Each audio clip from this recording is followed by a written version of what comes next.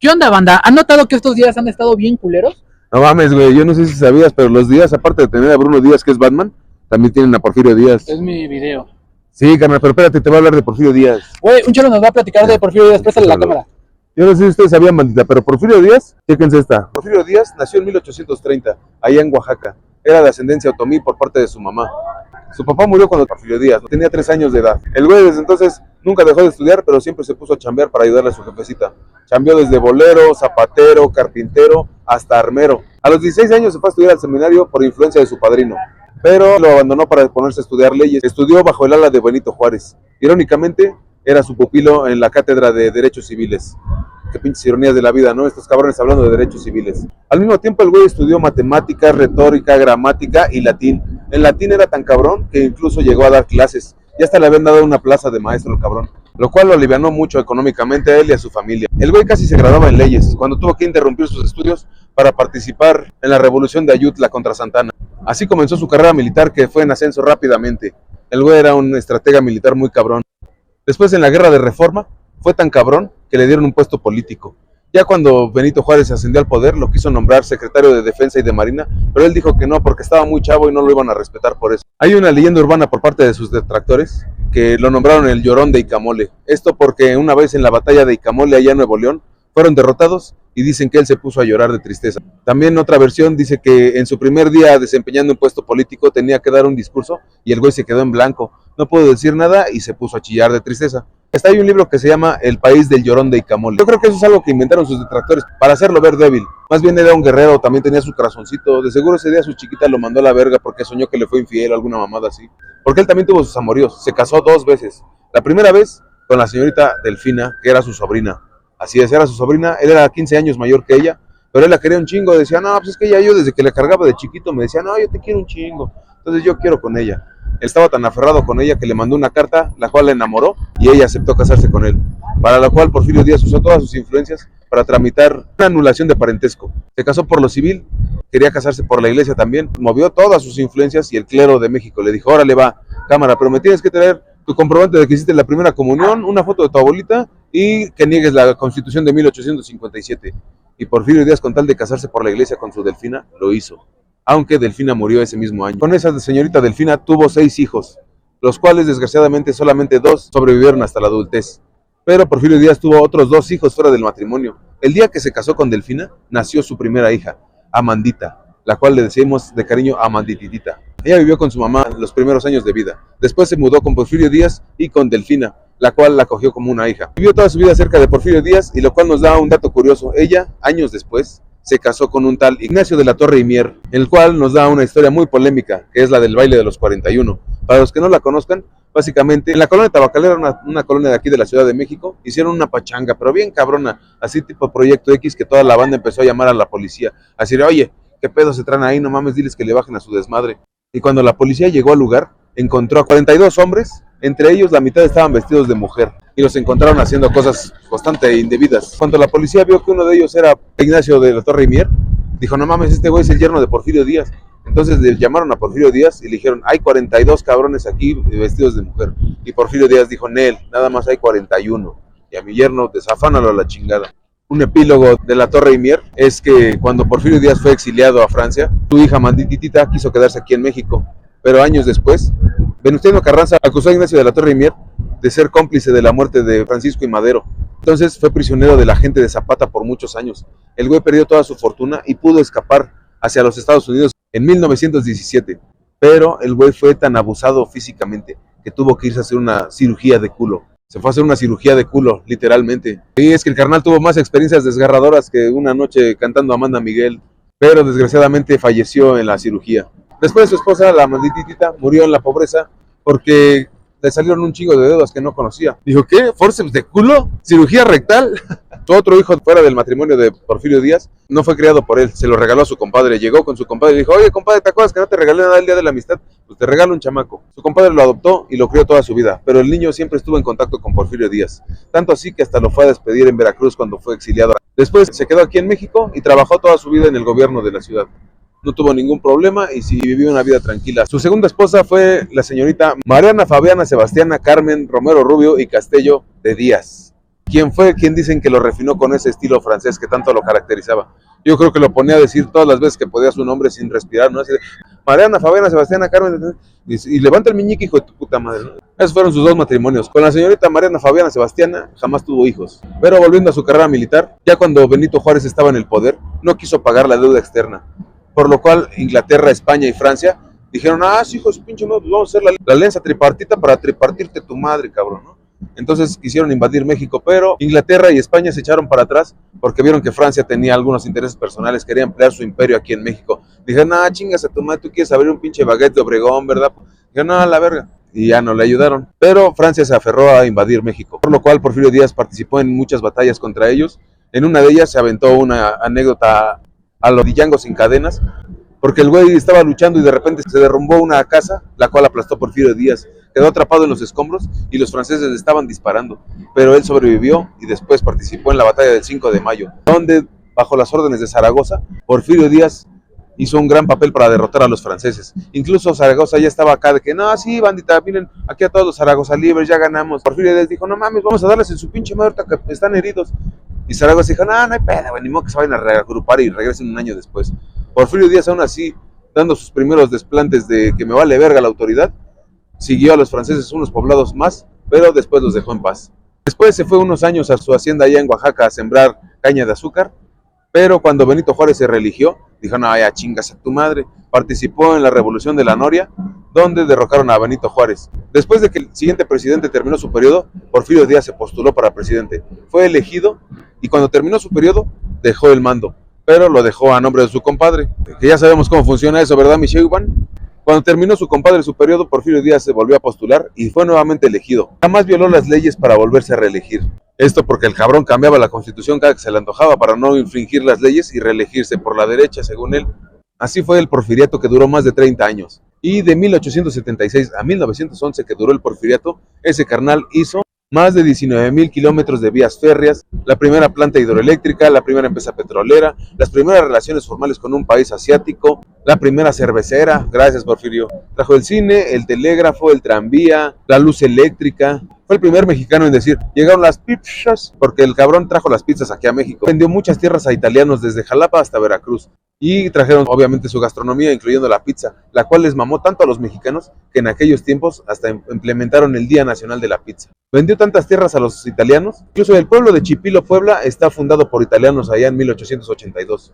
Mandó a construir el Palacio de Bellas Artes, el Palacio de Comunicaciones y Obras Públicas, Palacio de Correos, el Monumento a la Revolución, que por cierto el güey quería que fuera su palacio legislativo, pero pues ahí tuvo unos pedillos. Eso es todo, chingada madre. Yo no sé si sabías, canal, pero esta rampa se mandó a hacer Porfirio Díaz, güey. El ángel de la independencia. La neta potencializó al país muy cabrón. Fue el primer actor de cine, porque el carnal se grabó andando a caballo ahí en el bosque de Chapultepec, y él estaba seguro que él iba a ser reconocido como la primera estrella de cine de México. Incluso estaba bien palanca con personajes como Tomás Alva Edison, quien le regaló uno de sus primeros fonógrafos que fabricó. En agradecimiento, Porfirio Díaz le mandó el primer audio. Le dijo, ¿qué tranza, mi Tommy? Sí, carnal, aquí yo también te llevo en mi corazón desde que te topé allá en Nueva York en los primeros días de la luz eléctrica. ¿Te acuerdas cómo dijimos, no mames, imagínate que salgan las tortugas ninja? No mames. Mi Tommy, yo también te quiero un chingo, carnal. A ti y a todos los genios de la humanidad. Posdata, que chinga su madre Nikola Tesla. Tú lo inventaste, carnal, yo lo sé. Estoy parafraseando un poco, pero ese audio lo pueden buscar en la Fonoteca Nacional. Trajo los primeros autos a México, incluyendo el primer reglamento de tránsito. Sí, pues yo me imagino que los policías se tuvieron que adaptar, ¿no? Porque iban a decir, por eso, joven, por eso... Ya sé que su caballo tiene que estar bien alimentado, pero ese motor tiene 2 caballos de fuerza, no se haga pendejo. El país estaba muy, muy bien. Después de 55 años de guerra, el carnal lo levantó. Estaba perfectamente el país para los extranjeros y su inversión, la cual Porfirio Díaz defendía a sangre y fuego. Pero para la banda del pueblo, estaban de la chingada. La pobreza estaba hasta el tope, la injusticia estaba a más no poder. Porfirio Díaz dijo, ¿saben qué? Todas esas tierras comunales de los pueblos indígenas hay que dividirlas en terrenos y venderlas para que cada quien sea el propietario de su tierra. Pero los indígenas no sabían ni qué estaba pasando ni tenían dinero. Entonces las tierras fueron vendidas a extranjeros. Para que se den una idea de qué tantos vendieron de las tierras, a finales del siglo XIX, el 40% de las tierras era de comunales entre los pueblos indígenas. Pero para 1910, 11,000 propietarios manejaban casi la mitad del territorio nacional. Entre esos 11,000 estaban los 50 reyes del Enequén. En un libro llamado México Bárbaro, hablan de los 50 reyes del Enequén, de las plantaciones de Enequén, que era una fibra que usaban para telas y cuerdas y cosas así. Tenían plantaciones donde tenían prácticamente esclavos, aunque ya estaba abolida la esclavitud. Tenían esclavos mayas, yaquis, tenían tantos esclavos que ya hasta manejaban esclavos piratas, así tenían esclavos chinos, cabrón, ¿no? Aparte de los 50 reyes del Nequén, había miles y miles de hacendados que hacían trabajar a los indígenas jornadas muy manchadas en tierras que antes eran de ellos. Aparte los hacían gastar todo su dinero en tiendas de raya que ellos manejaban. Era el único lugar donde podían conseguir todo lo que necesitaban y se llamaban tiendas de raya porque como la mayoría eran analfabetas, tenían que firmar con una raya todo lo que compraban. Se los vendían a crédito y les daban cuotas tan altas que se veían obligados a incluir en el trabajo de campo a las mujeres y a los niños. La banda estaba sumamente reprimida y en la pobreza total. Tanto así que se dieron personajes como el Tigre de Santa Julia, que es como el Robin Hood mexicano, quien robaba a los pobres para repartirlo. No, ese es Obrador. Quien robaba a los ricos para repartirlo entre los pobres. Que, por cierto, el Tigre de Santa Julia nos brindó esta célebre frase de prefiero perder mi libertad a una tripa, porque al carnal lo agarraron cuando estaba cagando. Por eso si alguna vez alguien les ha dicho la frase, te agarraron como al Tigre de Santa Julia, es porque la estaban cagando. El güey estaba tan obsesionado con refinar México que incluso prohibió los calzones de manta blanca, los cuales la banda lo usaban para mitigar el calor en el campo. Decían así como, hijo, tu puta madre, ponte a arar el pinche campo con pantalones. Incluso en Nuevo León se implementó una ley donde era obligatorio el pantalón, allá en 1881. Vendió tantas tierras a los extranjeros que se volvió un problema. Hay una leyenda urbana donde dicen que los estadounidenses dijeron, este güey está vendiendo todas las tierras, mandaron a empresarios, compraron un chingo de terrenos estratégicamente para hacer lo que hicieron en el canal de Panamá. Querían hacer lo que hicieron en Colombia, fundaron una colonia extranjera para partir el país y hacer un canal artificial para que sus barcos pudieran pasar por ahí. De hecho, les salía más barato y menos trabajoso que hacer lo que hicieron en el canal de Panamá. Pero Porfirio Díaz se dio cuenta de esto y cambió la ley para que los extranjeros no pudieran comprar tierras en lugares estratégicos del país. Pero los estadounidenses dijeron, oye, mijo de tu pinche madre, teníamos un trato, cabrón. Y Porfirio Díaz dijo, me vale verga, vas a comprar donde yo te diga, no donde tú quieras. Entonces, Estados Unidos quiso invadir el país. Colocó un chingo de barcos en sus aguas internacionales, pero apuntando hacia México. Porfirio Díaz se puso en acción con el ingeniero Mondragón, un armero muy famoso de aquí de México. Cuenta la leyenda urbana que crearon unos cañones, pero así marca madre. Estaban más grandes que la herida de abandono de Karol G. Así de grandes estaban. Esos megacañones que llegaban desde el puerto hasta aguas internacionales. Cuando los extranjeros vieron este pinche disparo, dijeron, no mames, de seguro se cagaron, fue de suerte. Y el segundo disparo dio en una de sus naves, cual hizo que retiraran sus naves a la chingada. Después Porfirio Díaz desarmó los cañones y los vendieron al Fierro Viejo. No es cierto, los vendieron, no me acuerdo qué país, pero lo pueden buscar en internet si no me creen. El carnal se religió varias veces con tal de cumplir su objetivo, pero una vez le fue a entrevistar un tal Kliman, que en esa entrevista es donde dicen que provocó él mismo la revolución. Porque en la entrevista este carnal le dijo, oye, ¿qué pedo? ¿Que te estás religiendo a diestra y siniestra? ¿Por qué no te vuelves un poco más maduro? No. Porfirio Díaz dijo, ¿qué pasó, carnal? Aquí no hay nada de eso. Y el güey dijo, de hecho yo le doy la bienvenida a nuevos partidos, ya no me voy a reelegir, yo creo que ya estuvo, ya es tiempo de que me vaya. Y todos los pinches detractores, incluyendo Francisco y Madero, estaban así como el meme de Leonardo DiCaprio, Y cuando terminó la entrevista se fue el gabacho Kliman y Porfirio Díaz dijo, no se crean, me voy a reelegir porque todavía no termino mi misión aquí en México. Entonces todos dijeron, ya chingas a tu verga, y empezó la revolución. Dato curioso es que Porfirio Díaz jamás fue derrotado, él renunció al poder. Muchos dicen que lo derrotó una infección de muela, porque cuando él se enfermó de su muela también tenía varios problemas en la boca y dijo, ya estuvo, ¿saben qué? Ya me voy a la verga. Tengo el ejército para romperles la madre a los pinches detractores, pero al chile ya no quiero derramar más sangre en México. Vámonos a la verga. El pueblo algún día se va a dar cuenta y me van a decir, perdónanos, güey, regrésate. Corte A, valió verga, nunca le pidieron perdón. Entonces Porfirio Díaz, cuando por fin soltó el poder, se fue a la discreta a Veracruz para partir en el Ipiranga hacia Francia. Antes de partir, el ejército de allá de Veracruz le hizo una ceremonia, lo despidieron con honores, 25 cañonazos al aire, incluso Calzones lloró. Calzones era el perro del cuartel que lloró al ver que Porfirio Díaz partía. Para los que digan que Porfirio no tenía ni perro que le huyera, Calzones lloró. En palabras de uno de los generales del ejército, dijeron que Porfirio Díaz se fue con palabras firmes pero sentimentales. Yo creo que dijo, pues quiero un chingo, pero chinguen a su madre, me están haciendo ver como un pendejo, vámonos a la verga. A Porfirio Díaz le pasó lo que al Chavo del Ocho, porque en México casi nadie lo quería, pero en el resto del mundo lo amaban, tanto así que cuando llegó a Francia lo recibieron con honores y hasta le prestaron la espada de Napoleón Bonaparte. Él dijo que no era digno de sostenerla, a lo cual le respondieron, no mames, esa madre nunca ha estado en mejores manos. Entonces la tomó y la levantó y dijo, por el poder de Oaxaca, no, dijo, por la libertad de los hombres. Y dices, chingas a tu madre, ¿no? Tantita madre, Porfirio Díaz. Después de pasear por varios lados de Europa, el güey quiso ir a África. incluyendo a las pirámides de Egipto, porque al güey le mamaban las pirámides. Incluso dicen que llegó a subir a la pirámide del Sol y de la Luna a los 70 años. Cuando estaba en el exilio dijo, bueno, ¿y dónde más hay pirámides? Le dijeron, no, pues en Egipto. Dice, vamos a dar un rol. Cuando llegó a Egipto le dieron un camello y dijo, ¿qué son estas mamadas de doble cabina? Ah, güey, a mí dame un pinche burro, güey, nomás para recordar mi Oaxaca. Dijo, no mames, estamos en Egipto, ¿de dónde te vas a sacar? Pues ve allá a Jerusalén, ¿no? Hay un burrito sabanero, ¿no? Camino hacia Belén. Voy a buscarlo, cabrón, ¿sabes quién soy yo, pendejo? Entonces ya le consiguieron un burro, transitó por las pirámides de Egipto en burrito. Después, cuando cayó enfermo, el güey solamente escribía a varios amigos que aún no lo habían olvidado. También le mandó una carta a alguien de aquí del gobierno de México pidiéndole que por favor lo dejaran regresar para poder descansar en Oaxaca. Pero la carta fue interceptada por Venustiano Carranza y jamás lo dejaron volver. También mandó una carta diciendo que lamentaba haber soltado el poder. Él tenía los recursos y el ejército para acabar con la revolución, pero prefirió que el pueblo lo eligiera. El güey murió y sus restos yacen en el cementerio de Montparnasse, allá en Francia.